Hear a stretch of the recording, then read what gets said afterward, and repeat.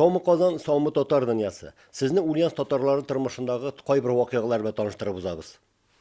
Декабрь азагында Татарстан Республикасы президенты Рөстәм Миңнеханов Ульяновск шәһәренә килде. Шәһәребезнең үзәк аэропортында аны Ульяновск өлкә хөкүмәте рәисе урынбасары Александр Букин һәм татар автономиясе җитәкчелеге каршы алды. Көннең беренче яртысында Татарстан президенты Идел буе федераль округының чираттагы совет утырышында катнашты. Көннең икенче яртысында исә Рөстәм Миңнеханов Ульяновск өлкә татар мәдәният үзәгендә булып, аның эшчәнлеге белән танышты һәм күптән түгел генә Татарстан мәдәният министрлыгы гранты хисабына ачылган Сембер Ульяновск төбәге татарларының мәдәниятына һәм мәгърифәтенә багышланган музей экспонатларын карады һәм музейның фикерләр китабына үзенең теләкләрен дә язып калдырды. Өлкәбез авыл районнарында татар мәдәнияты һәм сәнгате көне уздыру моннан 10 ел элек традициягә кергән иде. Моңа кадәр авыл районнарында гына уза иде, ә менә күптән түгел генә шәһәребезнең Ленин районында да беренче тапкыр татар мәдәнияты көне булып узды.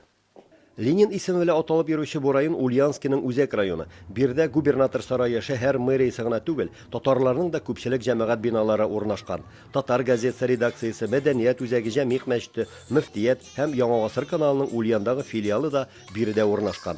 Районның 15 мәктәбендә ана теле түгәрәк һәм факультатив кысаларында алып барыла. Бетен 15 мәктәптә дә татар телен факультатив белән укыйлар.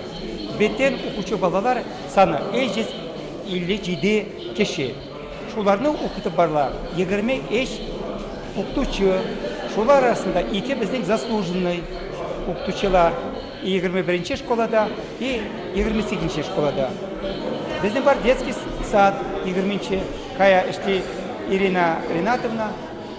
Аларның концертларын без соңгы 5 ел күреп торабыз. Алар бүген дә выступать итәләр безнең каршыда. Анда татарча өйрәтәләр балаларны, отдельный группа бар. Беренче тапкыр булгангамы әллә ниндидер яңалык өмет итеп халык зал тутырып килгән. Сәхнәдә дә читләр юк. Барсы да шушы районда яшәп иҗат итүчеләр. Аларның яшьләре дә бик төрле. 4 яшьтән алып 60 яшькә чаклы. Шунысы игътибарга лаек. Оештыручылар бүгенге программаның күпчелек өлешен сабыйларга багышлаган. Шәһәр мэры урынбасары Сергей Паховский билгеләп узганча, мондый бәйрәмнәр алдагы елларда да үткәреләчәк. Яңа ел бәйрәме якынлашкан көннәрдә өлкә татар автономиясе чакыруы буенча Татарстанның һөнәрчелек палатасы шәһәребездә күргәзмә сәүдә оештырды. Ульяновскның губернаторский мәдәният сараенда узган әлеге күргәзмәгә казанлылар 200-дән артык исемдәге продукциясын тәкъдим итте. Алар арасында күз явын алырлык итеп инҗе мәрҗәннәр белән чигелгән калфаклар, түбәтәйләр, татар милли киемнәрен, күннән эшләнгән чүәк һәм читекләрен дә күрергә була иде. Казан һәм Татарстанның тарихи урыннары сурәтләнгән рәсемнәр, сувенирлар да халыкта зур кызыксыну уятты. Шулай да, монда килүче сөмберләр чынаякка рәсемнәр төшерү устасы Рафис Сәмигуллин эшләре янында заклап туктап, аның чәйнекләре, рәсем төшерү серләре белән кызыксындылар. Бер чайникны ясага 1-2 көн китә. 1-2 көн. Пока аның бөтен төсләрен табасың. Пока китерәсең.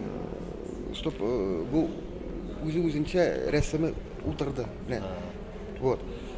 Андар инде китә ул тиражный работалар, андар инде китә кызурак. Рафис бу эш белән инде 10 елга якын шөгыльләнә икән. Тора-бара ул бу кәсепкә хатынын да тарта. Рафис әйтүенчә, татар милли бизәкләре төшерелгән чәйнекләргә сорау Казанда универсиада барган көннәрдә аеруча зур булган. Яңа ел алды якынлашкан көннәрдә сөмберләр дә якыннарына һәм дусларына бүләк итү өчен алар эшләгән чәйнек шәшкәләрне күпләп алып калды. Ульяновск өлкә филармониясе залында автор башкаручы һәм композитор Таһир Асылгәрәйнең иҗат кичәсе булып узды. Моңа кадәр Башкортстанда яшәп иҗат итүче Таһир хәзер Ульяновскка күчеп килде һәм үзенең Яшьлегем чишмәләре дигән продюсерлык үзәген оештырды. Хәзер ул шәһәребездә татар җыр сәнгатен сөючеләрне сәхнә серләре белән таныштыра, җырларга көйләр яза һәм фонограммалар әзерләүдә булыша. Әлеге эшләр белән бергә ул үзенең концертларын да бирә. Бүген шуларның чираттагысы. Халык зал тутырып килгән. Халык бик матур, бик күңелле итеп кабул итә. Без яңа юнәлеш белән чыктык сәхнәгә.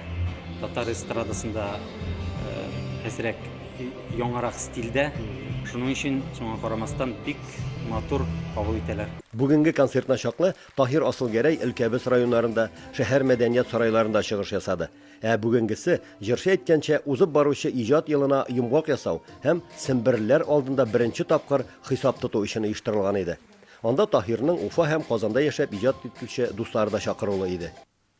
Бүгенгә менә шулар иде. Форсаттан файдаланып, мин Ульяновск өлкәсендә яшәүче 150 мең татар исеменнән бөтен татар дөньясына сибелеп яшәүче кан кардәшләребезне якынлашып килүче яңа ел бәйрәме белән котлыйм.